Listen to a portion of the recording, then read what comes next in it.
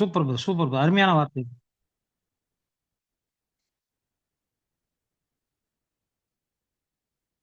அப்படியே நீங்க அருமையான இது சொன்னீங்க. முதலாவது விஷயம் என்னன்னு கேட்டீங்கன்னா, பரிசுத்தாவி கொடுக்கப்படுவதனுடைய நோக்கம் வந்து பிதாவாகிய தேவனுடைய சிந்தை. அந்த சிந்தையை பெற்றுக்கொண்ட நம்மளும் என்ன பண்ணணும் அப்படின்னா, தேவனை போலவே நம்ம யோசிக்கணும். அப்படி யோசிக்கும்போது நம்மளும் அவருடைய சுபாவத்துக்குள்ளாக நம்ம மாறிடுவோங்கிற மாதிரி நீங்க அப்படியே ஒரு அருமையான ஒரு விளக்கம் கொடுத்தீங்க.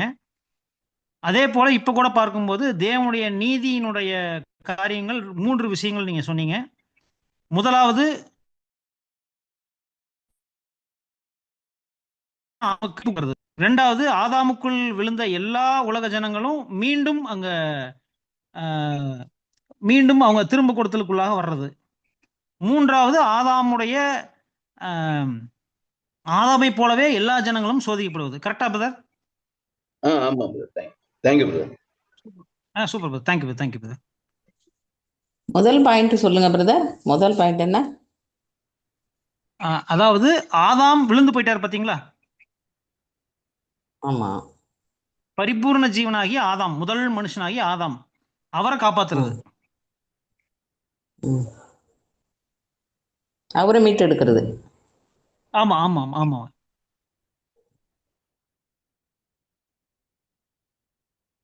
அவரை மீட்டெடுத்தா உலக ஜனங்கள் எல்லாருமே மீட்கப்பட்டுருவாங்க.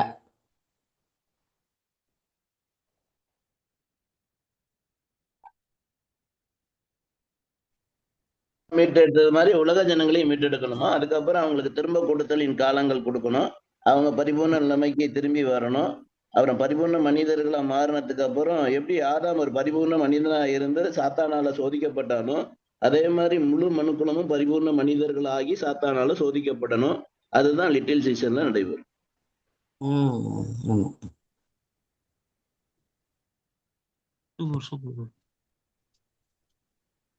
பிரதர், இதுக்குரிய வசனங்களையும் நம்ம பார்க்கணும்னா யோவான் 16ஆம் அதிகாரம் 7, 8, 9 7, 8, 9, 10, 11 இந்த வசனங்களை நம்ம வாசிக்கலாம். 12 வரையும் கூட வாசிக்கலாம். யோவான் 16ல 7, 8, 9, 10, 11, 12 யாராச்சும் வாசிங்க. யோவான் 14 தானே பிரதர்? 16 யோவான் 14 தானே? 16. சரிங்க. அதுல 7வது வசனம், 7 முதல் நான் 12. உங்களுக்கு உண்மையை சொல்கிறேன், நான் போகிறது உங்களுக்கு பிரயோஜனமாய் இருக்கும். நான் போகாதிருந்தால் தேற்றவாளன் உங்களிடத்தில் வரார். நான் போவேனேயாகில் அவரை உங்களிடத்திற்கு அனுப்புவேன். அவர் வந்து பாவத்தை குறித்தும் நீதியை குறித்தும் நியாய தீர்ப்பை குறித்தும் உலகத்தை கண்டித்து உணர்த்துவார். அவர்கள் என்னை விசுவாசியாதபடியினாலே பாவத்தை போகிறபடியினாலே நீதி குறித்தும் இந்த உலகத்தின் அதிபதி நியாயம் தீர்க்கப்பட்டதினாலே நியாய தீர்ப்பை குறித்தும் கண்டித்து உணர்த்துவார்.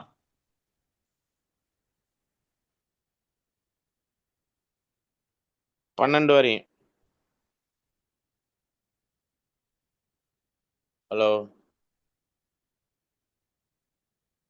பிரதர், காதுல உழுவல. Hello brother. இன்னும் அநேக காரியங்களை குறித்து நான் உங்களுக்கு சொல்ல வேண்டியதா இருக்கிறது. அவைகளை நீங்கள் இப்போது தாங்க மாட்டீர்கள். ஓகே. அப்ப இந்த ஒரு விஷயம் பரிசுத்தாவி கொடுக்கப்படுவதனுடைய நோக்கம் மற்றும் அதனுடைய விஷயங்களை பார்க்கும்போது அடுத்த வசனம் 13யுமே படிச்சிருங்க.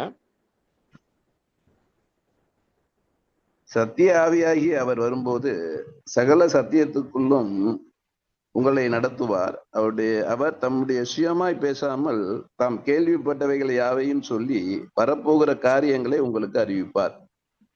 ஓகே. அப்ப பரிசுத்தாவி கொடுக்கப்படுவதனுடைய நோக்கம் வேத ரீதியா நம்ம பார்க்கும் பொழுது பாவத்தை குறித்தும் நீதியை குறித்தும் நியாய தீர்ப்பை குறித்தும் அப்படிங்கிற ஒரு விஷயத்துல நம்மள உலகத்தை மற்ற நியாய தீர்ப்புக்குரிய ஒரு செயல்பாட்டுக்குரிய காரியங்கள்ல யார் யாருக்கு என்னென்ன திட்டவட்டமான உயிர்த்தெழுதல்கள் இருக்கு, அந்த நியாய தீர்ப்புல சத்தியத்தை சொல்லிக் கொடுப்பது. இப்பொழுது சபைக்கு நியாய தீர்ப்பு சத்தியத்தை சொல்லிக் கொடுத்து உடன்படிக்கையின் ஜீவியத்துல நாம் நம்மளுடைய ஓட்டத்தை ஓடி முடிப்பது, அது ஒரு நியாய தீர்ப்பு. பாவத்தை கண்டித்து உணர்த்துவதற்கு நீதி, சகோதரர் சொன்ன மாதிரி அந்த நீதிக்கான காரியத்துல ஆதாம் செய்த பாவங்களுக்கு மீட்கும் பொருளாய் கிறிஸ்து தன்னுடைய ஜீவனை ஆதாமுக்கு கொடுத்ததன் மூலம் முழு மனு குலத்துக்கும் கிடைக்கப்பெற்ற அந்த நீதி. இது மாதிரி எல்லா பாவங்களுக்குரிய எல்லா நீதிக்குரிய இப்படிப்பட்ட ஒரு விஷயங்கள் எல்லாம் மீட்கும் பொருளாகவும் பலிகளாகவும் கொடுக்கப்பட்ட அந்த ஒரு விஷயங்கள் எல்லாம் நிறைவேற்றி முடிக்கக்கூடிய ஒரு காரியத்திற்கு, அதை புரிந்து கொள்வதற்கு, அந்த அறிவிலே நாம் தெளிவடைவதற்கு தேவனுடைய அவருடைய சித்தத்தின் ஆவியை, அவர் மைண்ட்ல இருக்கிற ஆவியை நம்மளுக்கு கொடுத்து அந்த வல்லமையினால இன்னும் அதிகமான சத்தியத்தை அறிவதற்கு, அதற்கு வழிநடத்தப்படுவதற்கு, நானே சத்தியம் வழி ஜீவன் சொல்லும்போது அந்த சத்திய வழிக்கு ஜீவனையும் கொடுத்து அதற்கான வழிநடத்தலுக்காக நம்மளுக்கு தேவனுடைய ஆவி கொடுக்கப்பட்டிருக்கு அப்படிங்கிறத இந்த வசனங்கள் மூலமா நம்ம புரிந்து கொள்கிறோம். நன்றி.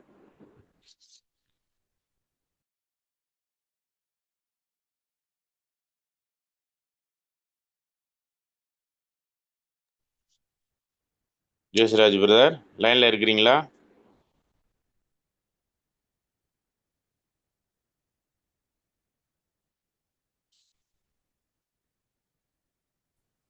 ஜோசிராஜ் பிரதர் லைன்ல இருக்கிறீங்களா?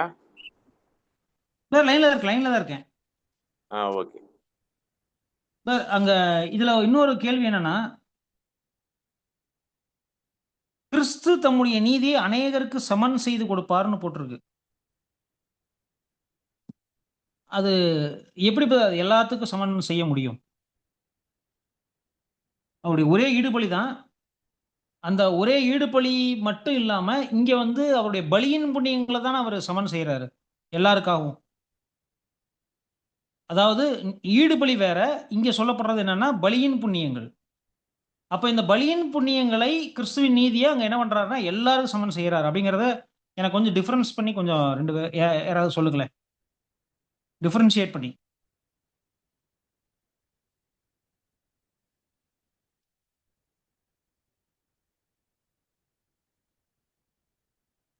பலியின் புண்ணியம்னா என்ன பிரதர், நம்ம புரிஞ்சுக்கலாமா? அதுல பலியின் புண்ணியம்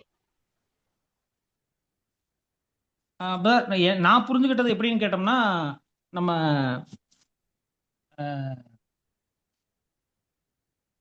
நியாயப்பிரமாணத்தை கை கொள்கிறவனும் பிழைப்பான்னு சொல்லப்பட்டிருக்கல பிரதர்.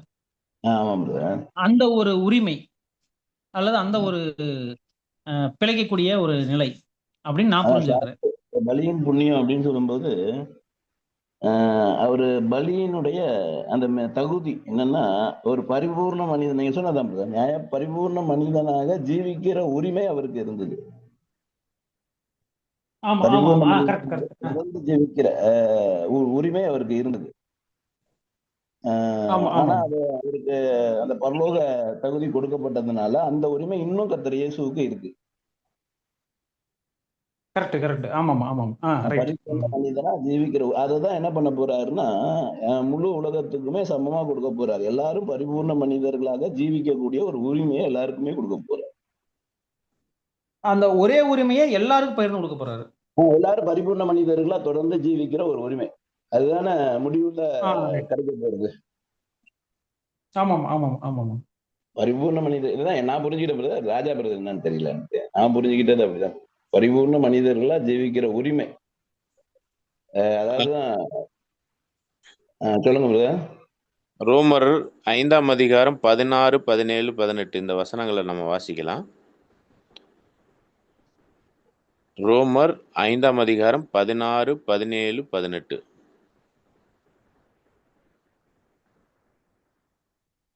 15 படிக்கலாம் பிரதர்.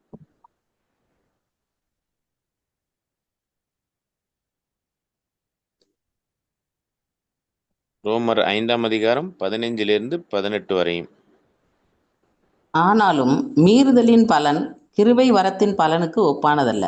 எப்படியெனில் ஒருவனுடைய மீறுதலினாலே அநேகர் மரித்திருக்க, தேவனுடைய கிருபையும் இயேசு கிறிஸ்து என்னும் ஒரே மனுஷனுடைய கிருபையினாலே வரும் ஈவும் அநேகர் மேல் அதிகமாய் பெருகியிருக்கிறது. இன்னும் படிக்கணுங்களா? 18 வரையும் படிங்க.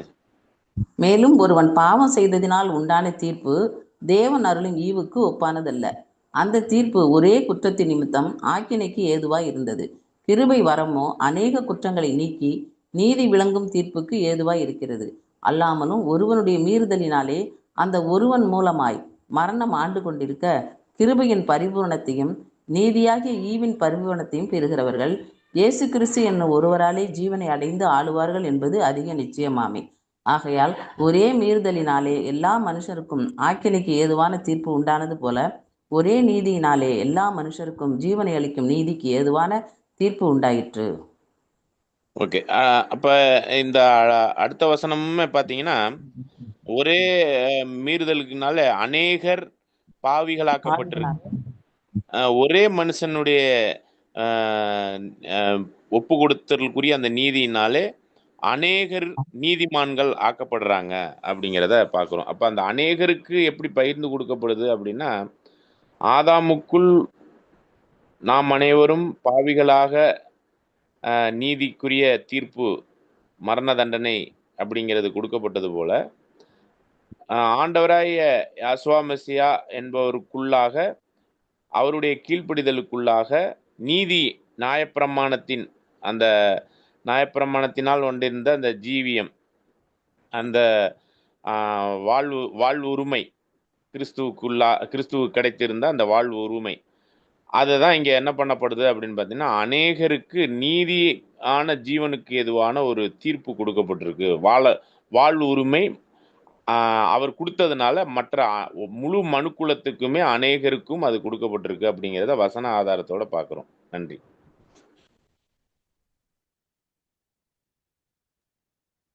இதை நான் ஷார்ட்டா இப்படி புரிஞ்சுக்கலாங்களான்னு கொஞ்சம் சொல்லுங்களேன்.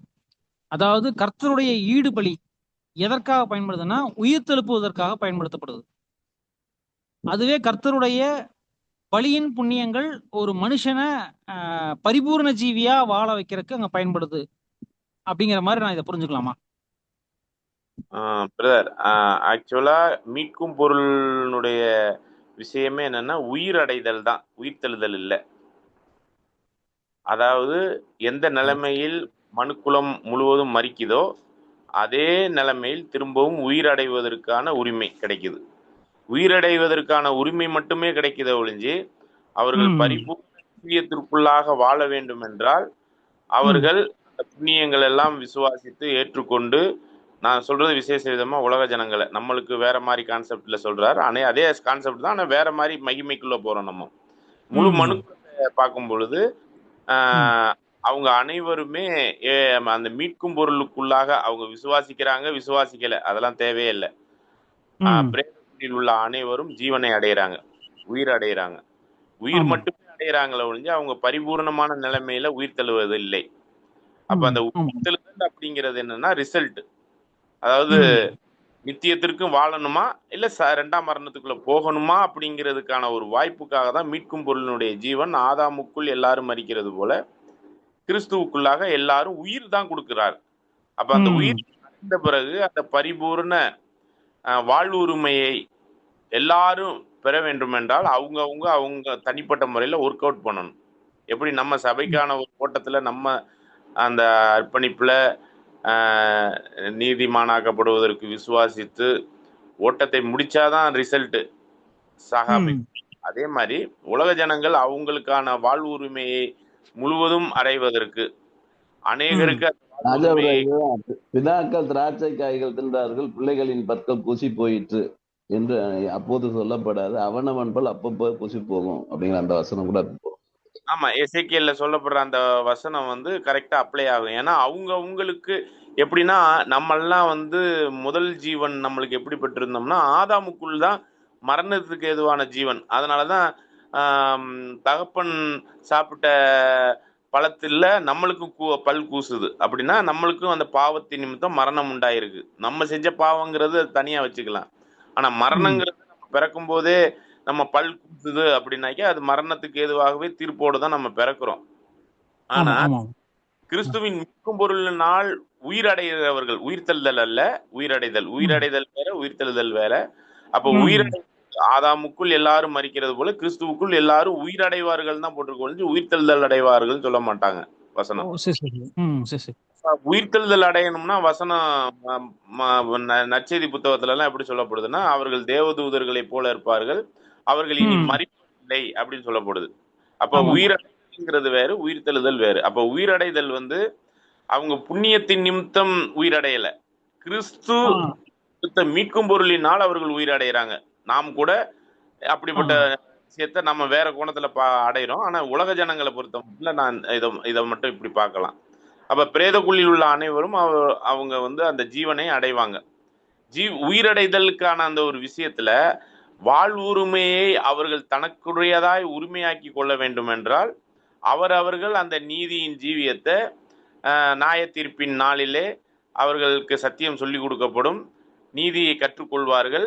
அதை கவனிக்காமல் போபவர்களுக்கு ஏசாயா 26 9 10 11 வசனத்தின்படி தேவனே அவர்களை இரண்டாம் மரணத்துக்குள்ள அளிப்பார்.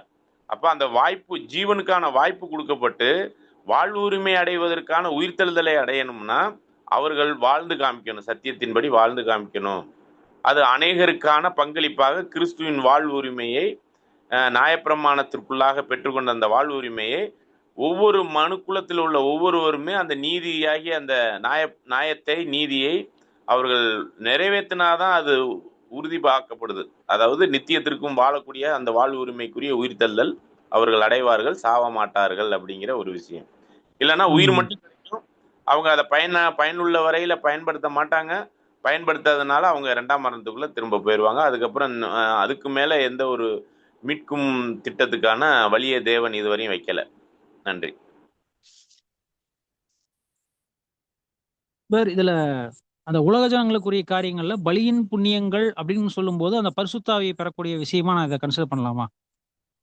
அவங்க சத்தியம் கற்றுக்கொள்ளும் போது மாம்சமான யாவர் மேலும் என் ஆவியை பொழிவேனுங்கிற அந்த விஷயத்த கிறிஸ்துவனுடைய பலியின் புண்ணியங்கள் மூலமா நடக்குதுங்கிறத அப்படி புரிஞ்சுக்கலாம்ல brother?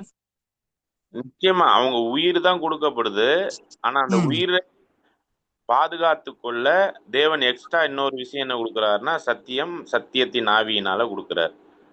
ஓகே, இப்ப இதை அப்படியே ரிவர்ஸ் பண்ணோம்னா சபைக்கு நம்ம கொண்டு வந்தோம்னா, நான் தெரியாம கேட்கறேன், கொஞ்சம் கன்ஃபியூஸ் ஆயிட்டேன்னு தெரியல. இப்ப நமக்கு கொடுக்கப்பட்டிருக்கிறது பலியின் புண்ணியங்களா அப்படின்னு நம்ம எடுத்துக்கலாமா? ஏன்னா உயிர்த்தெழுதல் அப்படிங்கிற ஒரு விஷயத்துக்கு வரும்போது தான் நம்ம ஈடுபலிக்குரிய காரியங்கள் நம்ம பார்ப்போம். அப்ப சபைக்குரிய விஷயங்கள்ல முதலாவது பலியின் புண்ணியங்கள் இன்னைக்கு நமக்கு அப்ளிகபிள் ஆயிருக்கு பரிசுத்தாவி மூலமா. அப்ப ஈடுபலி அப்படிங்கிற விஷயங்கள் வந்து நம்ம உயிர்த்தெழுதல் அடையும் போது நமக்கு அது அப்ளிகபிள் ஆகும்னு நம்ம அப்படி புரிஞ்சுக்கலாமா brother? இல்ல பிரதர், மீட்கும் அப்படிங்கிறது முற்றிலுமே மனுஷீக ஜீவனுக்கு இணையான ஜீவன் தான். ஓ மனுஷீக மீட்பு பொருள், ஜீவனுக்கு ஜீவனுங்கிற அந்த கான்செப்டே தேவதூதர் தன்மையில வந்து அவர் கொடுக்கல, இல்ல தேவத்தன்மையில அவர் வந்து கொடுக்கல. நம்ம கிறிஸ்து அவர் கொடுத்தது மனுஷீக ஜீவனை தான் மீட்கும் பொருளா கொடுத்தார். ஆமா ஆமா. அப்ப அந்த ஜீவனை தான் பெற்றுக்கொள்வதற்கான ஒரு வாய்ப்பு மீட்கும் பொருள்ல இருக்க ஒழிஞ்சு சாகாமைக்குரிய ஜீவனை பெறுவதற்கான பொருள்ல இல்ல. அந்த சாகாமைக்குரிய கனமகிமை, சாகாமைக்குரிய ஒரு விஷயத்தை யார் தான் கொடுக்கிறாருன்னா தேவனே கொடுக்கிறாரு. அத அது தேவனே அவர் கொடுக்கிறாரு. தேவன் தன்னில் தான் ஜீவன் உள்ளவரே இருக்கிற பொழுது குமாரனுக்கும் ஜீவன் உள்ளவராய் அருள் செய்திருக்காருன்னா அந்த சாகாமைக்குரிய அந்த ஜீவ தன்மையை அவர் உயிர்த்தெழுதல் அடையும் பொழுது அந்த காரியத்தை கொடுத்தாரு. அவர் மரித்தது மீட்கும் பொருளுக்கான ஜீவன், மனுஷீக ஜீவன். உயிர்த்தெழுந்து மகிமை அடைகிற அந்த விஷயம் வந்து சாகாமைக்குரிய ஜீவன். கொடுத்த மீட்கும் பொருளாகிய மனுஷீக ஜீவன்ல அவர் எந்திரிக்கல. அது நம்ம ரொம்ப புரிஞ்சுக்கணும். மீட்கும் பொருளுக்குரிய ஒரு விஷயத்துல பிதா கிட்ட டெபாசிட் பண்ணிட்டு இரண்டாம் வருகையில வரும்போது அந்த மீட்கும் பொருளுக்கான ஜீவனை எடுத்துக்கொண்டு இரண்டாம் வருகையில வர்றார். அதுக்கடையில சபைக்கான விஷயத்த நம்ம வேற விதமா பார்க்கணும். அப்படி இரண்டாம் வருகை மீட்கும் பொருளுக்குரிய ஒரு விஷயத்த எல்லாருக்கும் ஜீவனை கொடுக்கிறார். அப்படி கொடுத்த பிறகு எல்லாரும் அதை வாழ்வு உரிமைக்குரிய ஒரு விஷயமாக நியாயப்பிரமாண நீதிகளுக்குரிய சத்தியத்துக்குள்ளாக அவர்கள் தங்களை அர்ப்பணித்து வாழும்பொழுது நித்தியத்திற்குரிய ஜீவனை, நித்திய ஜீவனை பெற்றுக்கொள்கிறார்கள். அதான் உயிர்த்தெழுதல் அவங்களுக்கு. ஆமா ஆமா சபைக்கு எப்படின்னா, நம்ம விசுவாசிக்கும் பொழுதே இந்த சத்தியத்தை கேட்டு, மீட்கும் பொருளினுடைய சத்தியத்தை கேட்டு, ஆண்டவர் எனக்காக மரித்தார் அப்படிங்கிறத யோவான் 3:16 படி தன் பிதா, நம்மளுடைய பிதா அவருடைய ஒரே பேரான குமாரனை பலி செலுத்தி இவ்வளவா இந்த உலகத்தின் மேல் அன்பு செய்தார்னா, இந்த உலகத்திற்குரிய மீட்கும் பொருளுக்கான ஜீவனை கொடுத்துதான் பிதாவாகிய தேவன் இந்த உலகத்துல அன்பு செய்தார். அந்த ஆமா அதே உலகத்துல இருக்கிற நமக்கு தான் அட்வான்ஸா இந்த சுவிசேஷ யுகத்துல மீட்கும் பொருளுக்கான விசுவாசத்துல நம்மளுக்கு நித்திய ஜீவனே கிடைச்சிருது. விசுவாசத்தினாலே நீதிமான் ஆக்கப்பட்டுறோம். நம்ம விசுவாசத்தினாலே அடைஞ்சிடறோம், நித்திய ஜீவனுக்கான பங்கை அடைஞ்சிடறோம். இப்படி இந்த நித்திய ஜீவன் அப்படிங்கிறது மனுஷீக ஜீவன் தான். இந்த மீட்கும் பொருளுக்கான நித்திய ஜீவன் மனுஷீக ஜீவன் மட்டுமே, ஆகாமைக்குரிய ஜீவன் இல்ல. அப்ப இந்த ஜீவன் வந்து மீட்கும் பொருளுக்காக கொடுக்கப்படுதுங்கிறப்ப அதை வச்சு நம்ம டெவலப் பண்ணோம்னா நமக்கான வாழ்வு பரிசுத்தாவியின் சத்தியத்தினால நம்ம வாழ்வு உரிமைக்குரிய அந்த ஜீவனை பெறுகிறோம். அந்த வாழ்வு உரிமைக்குரிய ஜீவனை சத்தியத்திற்குள்ளாக நம்ம டெவலப் பண்ண மீட்கும் ஜீவனை, வாழ்வுரிமைக்கான ஜீவன், இந்த ரெண்டு வகையான விஷயத்திலும் நாம வாழ்ந்து காமிக்கும் பொழுது நாம் ஒண்ணு வந்து தேவனுக்கு பலியா செலுத்துறோம், இன்னொன்னு நம்மளுடைய ஜீவனை வந்து வாழ்வுரிமைக்கான ஜீவனை வந்து பலியா செலுத்துறோம், இன்னொன்னு வந்து தேவனிடத்திலேயே ஒப்பு கொடுக்கிறோம். கிறிஸ்து போலவே ரெண்டு வரும். இருக்கும் பொழுது ரெண்டுமே அவர் ஏற்றுக்கொள்வார். ஒண்ணு பலியாக, இன்னொன்னு வாழ்வுரிமை. நம்மளது வாழ்வுரிமை முழுவதையுமே அவர், அதாவது நீதிக்கு பிழைக்கிற ஒவ்வொரு ஜீவனுமே அவர் வந்து ஏற்றுக்கொள்கிறார். நம்மளுடைய எப்படி கிறிஸ்து ஏற்றுக்கிட்டாரோ அப்படி இந்த ரெண்டையும் ஏற்றுக்கொள்கிற பட்சத்துல நம்மளுக்கு வேற ஒரு ஜீவனை கொடுக்கிறார். அதுதான் சாகாமைக்குரிய ஜீவன். சூப்பர் சூப்பர் சூப்பர், புரிஞ்சு, இப்ப புரிஞ்சு. Okay okay. ஜெயராஜ் பிரதர், அதாவது மீட்கும் பொருள் நமக்கு சாற்றப்படுது. அவருடைய முழு மீட்கும் பொருள் அவர் பிரிச்சு எல்லாம் கொடுக்கல. சபைக்கு அவர் எப்படி கொடுக்குறாரு அப்படின்னா, முழுமையா அப்படியே அதை சாற்றுறாரு. அவருடைய அந்த பலியின் புண்ணியத்தை நமக்கு சாற்றுவதன் மூலம் அந்த வாய்ப்பை நமக்கு கொடுக்குறாரு. இப்ப உலகத்தாருக்கு நமக்கு அந்த மீட்கும் பொருள்ல இருந்து நமக்கு ஒரு பங்கு எடுத்து கொடுக்குறாரு அப்படின்லாம் கிடையாது. சில பேர் எப்படி அதை எடுத்துட்டு போறாங்க அப்படின்னா, சபைக்கு அந்த மீட்கும் பொருள்லேருந்து புண்ணியத்திலேருந்து கொஞ்சம் கொஞ்சம் கொடுக்குறாரு. அவங்க ஆனதுக்கு அப்புறம் அந்த மீட்கும் பொருள்ல போய் அது எல்லாம் சேர்ந்துருது, அதுக்கப்புறம் அதை எடுத்து உலக மக்களுக்கு கொடுக்குறாங்க அப்படிங்கிற ஒரு கான்செப்ட் கூட ஒரு சிலர் பேசுறாங்க. அப்படிலாம் இல்லை. ஒரு முழுமையான அந்த அந்த மீட்கும் பொருள் அவருக்குள்ள தகுதியை நமக்கு சாற்றி நம்மள பிதாட்ட ஒரு நீதிமான காண்பிக்கிறார். அதோட மட்டும் இல்லாம பவுல் கண்ணு கேட்டு ஜெபிப்பார் இல்லையா? 3 முறை கண்ணுக்கு பார்வை கேட்டு ஜெபிப்பார். ரசல் பிரதர் எழுதும்போது, அழிக்க ஒப்பு கொடுத்த சரீரத்துக்கு அவர் திரும்ப கொடுத்தலின் காலங்கள்ல அவர் வாழல, அவர் ராஜ்யத்துல வாழல, சரீரத்தை அழிக்கிறதுக்கு தானே ஒப்பு கொடுத்திருக்கிறாரு. அதுக்கப்புறம் எதுக்கு அவருக்கு கண்ணை கொடுக்கணும்னு கேக்குறாரு. Super super super. அப்ப நம்மளுக்கும் ஏதோ ஒரு நோய் வந்துச்சுன்னா நம்ம வாட்டுக்கு அதை அனுமதிச்சுட்டு போயிட்டே இருக்கணும்.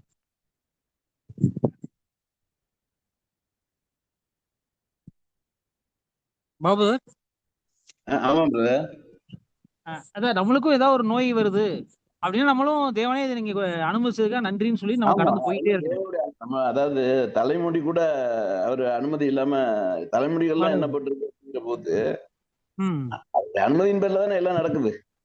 ஆமாம் ஆமாம். குறிப்பிட்ட பவுலனுடைய அந்த கேள்விக்கு அவர் திரும்ப எப்படி எழுதுறாருன்னா, பவுல் திரும்ப கொடுத்தலின் காலங்கள்ல வாழல அப்படின்னு எழுதுறாரு. இல்ல ஓகே ஓகே, இது ஒரு அருமையான பாயிண்ட். ஆனா இன்னைக்கு எனக்கு ரொம்ப பிரயோஜனமா இருந்துச்சு. ஏன் அப்படின்னு கேட்டோம்னா, இந்த பலியின் புண்ணியங்கள் சபையாருக்கு எப்படி அப்ளிகபிள் ஆகுது, அதுவே உலக ஜனங்களுக்கு எப்படி அப்ளை ஆகுதுங்கிறத நான் புரிஞ்சுக்கிட்டேன். கேட்டுக்கொண்டிருக்கிற சகோதரர்களுக்கு ஏதாவது சந்தேகம் இருந்தா கூட நீங்க கேட்கலாம். இதுல ஏதாவது சந்தேகங்கள் ஏதாவது இருக்குங்களா? பிரதர், மீட்கும் பொருளினுடைய விஷயம் வந்து ஆதாமுக்கு நிகராக கிறிஸ்து அந்த ஒரு ஜீவனை கொடுத்தார். அப்படி கொடுக்கப்பட்ட அந்த ஜீவன் எப்படி கொடுத்தார் அப்படிங்கும்போது, எபிரேயர் 2ஆம் அதிகாரத்துல 9-10 வசனத்தை நம்ம வாசிக்கலாம்.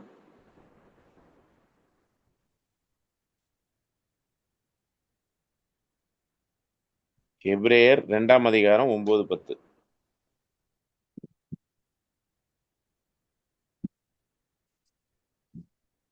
வாசிக்கவும். எபிரேயர் 9:10. 2ஆம் அதிகாரம் 9:10. 2ஆம் அதிகாரம் ரெண்டுங்களா? 9.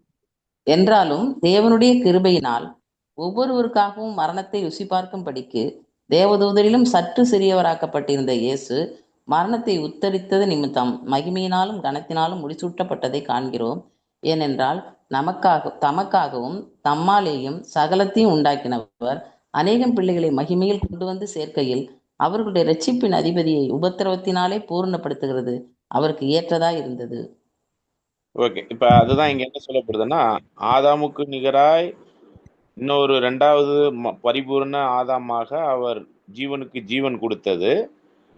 அந்த ஜீவனுக்குள்ளாக நாமெல்லாம் அங்க ஆதாமுக்குள்ள இருக்கிறதுனால ஒவ்வொருவருக்காகவும் அவர் மரித்தார். அந்த மீட்கும் பொருளினுடைய கான்செப்ட்ல அப்ப அந்த ஒவ்வொருவருக்காகவும் மரித்தல் அப்படிங்கிறது ஆதாமுக்குள்ளாக ஒவ்வொருவருக்காகவும் மரித்தார் அப்படிங்கிறத பார்க்குறோம். மீட்கும் பொருளுங்கிற அந்த ஜீவன் ஒன்று தான். ஆனால் அந்த மரணம் அப்படிங்கிறது ஒவ்வொருவருக்காகவும் மரித்தார். அப்படிங்கும்போது ஒவ்வொருத்தரும் அந்த விசுவாசத்துக்குள்ள வரும்பொழுது தான் அந்த மீட்கும் பொருளினுடைய ஜீவ உரிமை அப்படிங்கிற அந்த சத்தியத்துக்குள்ளாக அல்லது நீதிக்குள்ளாக வாழக்கூடிய அந்த வாய்ப்பு அவர்களுக்கு பரிபூரணம் அடையுது. அப்போ மீட்கும் பொருளை யோபு புத்தகத்தில் சொல்லும் பொழுது நான் மீட்கும் பொருளை கண்டேன் அப்படின்னு சொல்றாரு. அப்ப மீட்கும் பொருளை கண்டேன்னாக்க அந்த மீட்கும் பொருளை ஆவிக்குரிய ரீதியில ஞானத்துல புரிந்து கொண்ட அந்த தருணத்தை தான் இங்க சொல்லப்படுது. அப்படி கண்ட பிறகு அவருடைய சரீரம் எல்லாம் அதாவது ரிவர்ஸுக்கு வருது. ரிவர்ஸ்னா வயசாகி செத்திருந்தா வாலிபத்துக்கு திரும்புது. அப்ப இந்த பரிபூரண ஜீவனுக்கான ஜீவ உரிமையை பெறுவதற்கு, அதாவது பரிபூர்ண சரீர ஜீவியத்தை பெறுவதற்கு மீட்கும் பொருளின் மேல் அவர்கள் ஒவ்வொருவருமே கிறிஸ்து அவர்களுக்காக மரித்திருக்கிறார் என்பதை விசுவாசித்து உணர வேண்டும். ஆனால் ஜீவன் கிடைச்சிடும். கிடைச்சதை அதை வாழ்வுரிமை ஆக்குவதற்கு, உரிமை சொத்து ஆக்குவதற்கு அவங்க தனிப்பட்ட முறையில் அதை ஒர்க் அவுட் பண்ணணும். அவங்களும் எப்படி சபையை அர்ப்பணிக்கப்பட்டதோ அதுபோல் அவங்களும் அர்ப்பணித்து அவர்களும் ஜெயம் கொள்ள வேண்டும். எப்படி நாம் முற்றிலும் ஜெயம் கொண்டவர்களாக இருக்கிறோம், சபை திரள் கூட்டம் ஜெயம் கொண்டவர்களாக இருக்கிறாங்க. அதே மாதிரி முற்பிதாக்கள் ஆல்ரெடி ஜெயம் கொண்டவர்களாய் வாழ்ந்திருக்கிறாங்க. இப்போ உலக ஜனங்களும் அதற்குரிய ஜெயம் கொண்டவர்களாய் வாழ்ந்தால்தான் அந்த வாழ்வு உரிமையை தேவன் கொடுப்பார். அதுதான் அந்த உயிர்த்தெழுதல் அப்படிங்கிற அந்த புண்ணியம். நன்றி.